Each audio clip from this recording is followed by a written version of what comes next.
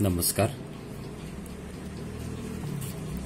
गोमंतकीय कवयित्री प्रिया कलिका बापट आणि मनसा क्रिएशन्स निर्मित मराठी काव्यमाला या काव्यहोत्रात मी सामील होत आहे.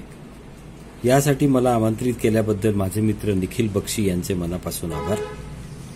माझी मैत्रीण साधना राजहंस टेंबेकर आणि सौ वीणा कांतुटे यांनी आपल्या 2 कविता सादर करीत ही शृंखला पुढे न्यावी अशी त्यांना विनंती आहे. सादर आहे माझ्या 2 रचनांचा हा व्हिडिओ. माझी पहिली कविता आहे गणपतवाणी.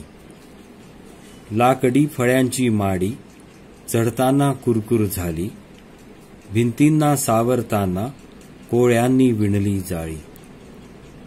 ओलावा झिरपत होता स्वप्नात पर्यांची गाणी, काव्यार्थ शोधुनी थकलो आश्वस्त मैत्रीची वाणी. स्वप्नात भेटला मजला तो गणपत नामे वाणी, दातात चावुनी काडी अवघडला दारोदारी. पोटाची खळगी भरता द्रव्यानी भरल्या गोणी, प्रगतीचे मार्ग गवसले परतीच्या वाटा पुसल्या.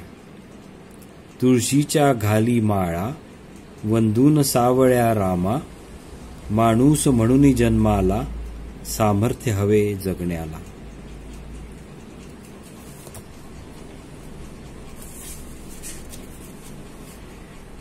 दुसऱ्या कवितेचं नाव आहे बावरी. गर्द हिरवी पंचक्रोशी भारलेली शांतता, शब्द गहिरा उमटला पण माध्यमाला पारखा. गर्द हिरवी पंचक्रोशी भारलेली शांतता, शब्द गहिरा उमटला पण माध्यमाला पारखा. झाड वेडे वाकले अन हासली चारुलता, ओठही विलगून गेले दृश्य नयनी पाहता. झाड वेडे वाकले अन हासली चारुलता, ओठही विलगून गेले दृश्य नयनी पाहता. उमलत्या कलिकेत होती बावरी ती अधीरता, एकली मी या इथे झाकू कशी अस्वस्थता.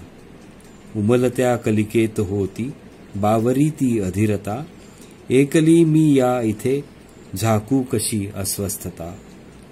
शब्द माझे कुंठले पण भाव मनीचे वाहती, शब्द माझे कुंठले पण भाव मनीचे वाहती. पोचवी या भावना वाऱ्यास वेली विनविती.